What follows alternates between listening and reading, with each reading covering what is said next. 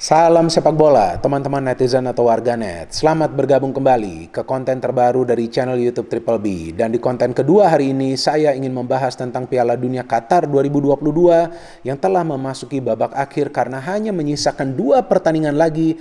Kita tahu pertandingan pertama adalah perebutan peringkat ketiga dan juga pertandingan kedua adalah pertandingan Grand Final. Bagi saya teman-teman, Piala Dunia kali ini sungguh amat menarik dan juga menegangkan karena begitu banyak kejutan yang terjadi. Sehingga mengingatkan saya ke Piala Dunia 1994. Ketika itu, Arab Saudi bisa lolos dari fase grup. Romania bisa menyingkirkan Argentina di babak perdelapan final, padahal Argentina adalah salah satu tim yang diunggulkan untuk menjadi juara. Kemudian Bulgaria dan juga Swedia bisa lolos sampai ke babak semifinal. Dan yang menjadi juara adalah Brazil, itu pun melalui adu penalti lawan Italia. Nah, di Piala Dunia kali ini saya mencermati ada pola yang mirip. Memang tidak sama. Miripnya karena ya teman-teman bisa mencermati juga. Jepang yang berada di grup neraka bisa lolos ke babak selanjutnya sebagai juara grup. Bisa menang lawan Jerman, bisa menang lawan Spanyol setelah mereka tertinggal. Oke lah mereka kalah lawan Costa Rica, tapi di final match mereka bisa membalikkan keadaan ketika mereka sudah tertinggal lawan Spanyol. Kemudian di grup lainnya Maroko bisa lolos ke babak selanjutnya sebagai juara grup. Sama seperti Jepang. Tapi bedanya Maroko tidak terkalahkan dan hanya kemasukan 1 gol di fase grup.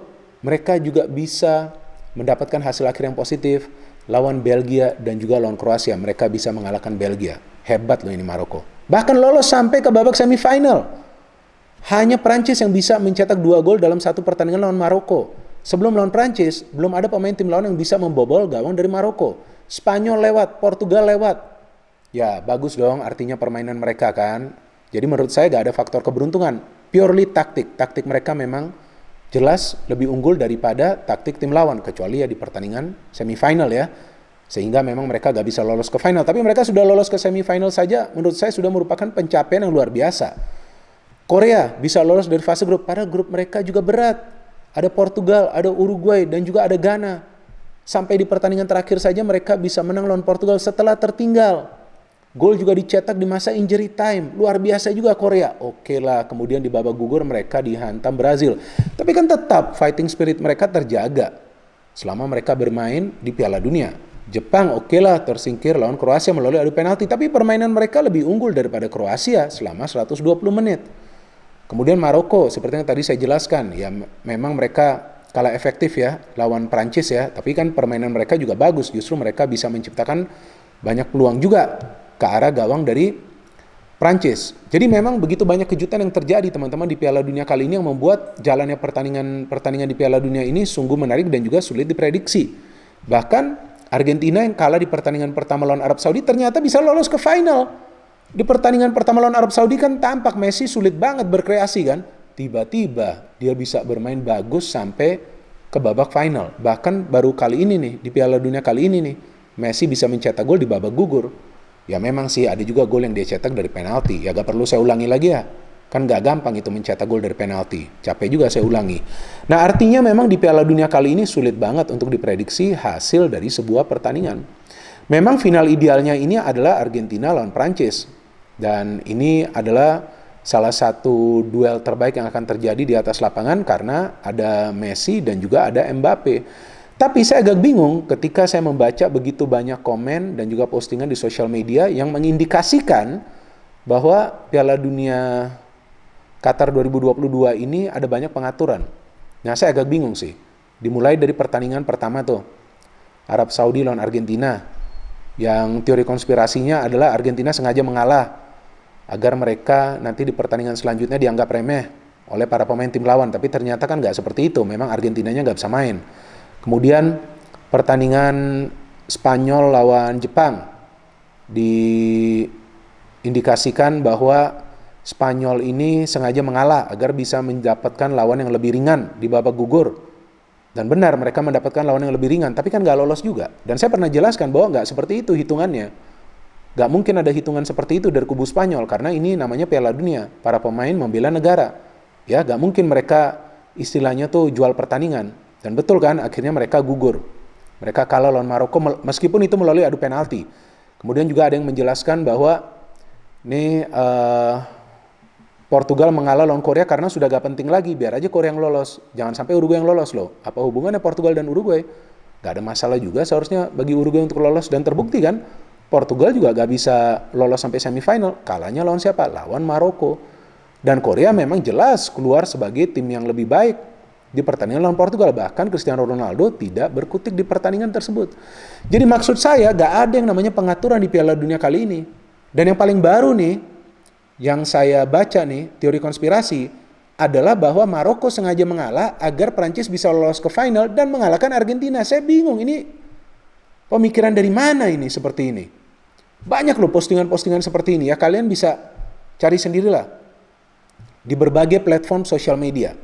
Dan belum lagi ada teori konspirasi bahwa Argentina ini diloloskan ke final agar Messi bisa mendapatkan Piala Dunia. Saya lebih bingung lagi. Lah kenapa harus Piala Dunia ini ke Messi? Kenapa enggak ke Mbappe? Kan bisa juga Mbappe back to back menjadi juara Piala Dunia. Mbappe ini hebat loh rekornya loh teman-teman.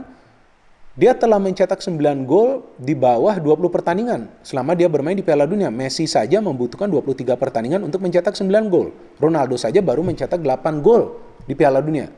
Jadi saya gak percaya dengan segala teori konspirasi ini. Ini hanya bentuk pengalihan perhatian aja.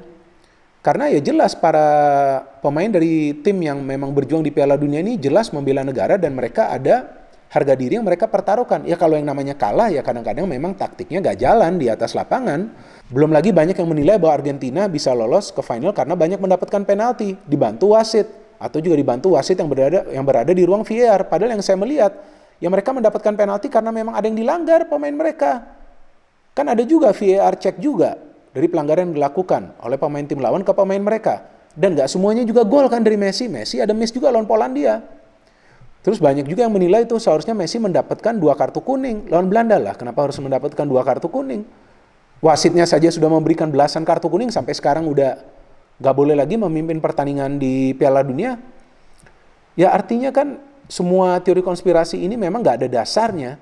Belum lagi nih ada yang menjelaskan bahwa udahlah ini Piala Dunia sudah pasti untuk Argentina. Ngapain juga itu Prancis main di final? Saya pikir gak seperti itu ya, Prancis juga tim yang solid ya. Lihat aja lawan Maroko tuh. Pertahanan mereka solid, banyak intercept, banyak blok yang dilakukan oleh para pemain mereka. Ketika mereka menyerang tampak sangat berbahaya. Griezmann permainannya sangat kreatif di tengah. Giroud selalu bisa mendapatkan posisi bebas. Sayang saja dia gak bisa melakukan finishing.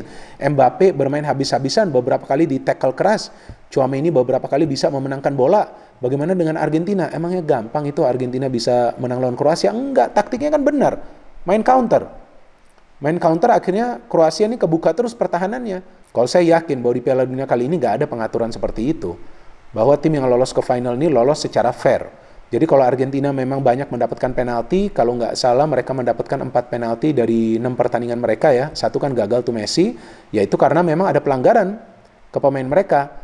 Jika Prancis itu lolos ke final dengan mengalahkan Maroko 2-0, bukan karena Maroko memberikan mereka kemenangan, enggak. Karena memang taktik mereka juga benar. Mereka terus memancing para pemain Maroko keluar. Apalagi keuntungan dari Prancis, mereka sudah bisa mencetak gol di menit ke-5. Jadi purely taktik. Nah yang menarik ini kan sekarang kan Argentina ini ketemu Prancis nih di babak final. Nah ini ada 2 pemain nih, hebat di masing-masing tim kan. Ada Messi dan juga Mbappe. Padahal perannya beda loh. Messi itu kreator dan Mbappe itu melakukan tusukan-tusukan dari sektor wing. Nah artinya kan akan sulit juga bagi kita untuk memprediksi siapa nih yang akan menjadi top skor antara Messi atau juga Mbappe. Karena peran mereka berbeda dan mereka akan dikawal ketat sepanjang jalannya pertandingan. Meskipun saya unggulkan Messi ya nanti kita lihat saja. Tapi intinya ya Piala Dunia kali ini bagi saya sangat amat menarik dan saya gak yakin ada pengaturan atau hal lain yang dilakukan. Ya karena purely terlihat taktik itu bisa lebih unggul dari satu tim dibandingkan tim lainnya. Maka itu mereka bisa meraih kemenangan. Maka itu Argentina bisa bangkit setelah kalah lawan Arab Saudi. Maka itu Prancis stabil dengan permainan mereka yang kolektif. Bahkan mereka menjadi tim yang paling produktif sejauh ini di Piala Dunia. Mereka sudah mencetak belasan gol. Oke, mereka kalah lawan Tunisia karena kan begitu banyak perubahan yang dilakukan oleh Didier Deschamps di starting lineup. So this is World Cup teman-teman. Kalau gak ada kejutan namanya bukan World Cup. Jadi Piala Dunia ini seperti yang saya jelaskan sebelum Piala Dunia ini dimulai adalah turnamen yang syarat kejutan. Dan ada kan kejutannya kali ini Maroko. Nah 94 itu kejutannya adalah Bulgaria. Jadi ya saya pikir kita bisa melihatlah kemajuan dari tim-tim yang berasal dari benua Afrika dan juga dari benua Asia yang sekarang mulai mengandalkan permainan yang taktis. Jadi nggak hanya bermain gerasa gerusuk, maka itu mereka bisa lolos cukup jauh. Jadi ya segalanya itu bergantung ke taktik, teman-teman. Untuk pertandingan final juga feeling saya semuanya bergantung ke taktik. Yang menarik, Argentina bermain defensif, lawan Kroasia bisa menang, dan Prancis setelah unggul 1-0 bermain counter attack bisa menang juga lawan Maroko. Kita tunggu teman-teman nanti siapa yang akan menang. Pasti saya akan memberikan previewnya nanti H-1, tapi sementara ini saya hanya ingin menegaskan ya bahwa tidak ada pengaturan di Piala Dunia dan saya gak yakin ada pengaturan karena yang namanya membela negara, tentu semua pemain akan fight habis-habisan agar negara mereka bisa menjadi juara di Piala Dunia. No hate, no politics, only football. Salam sepak bola.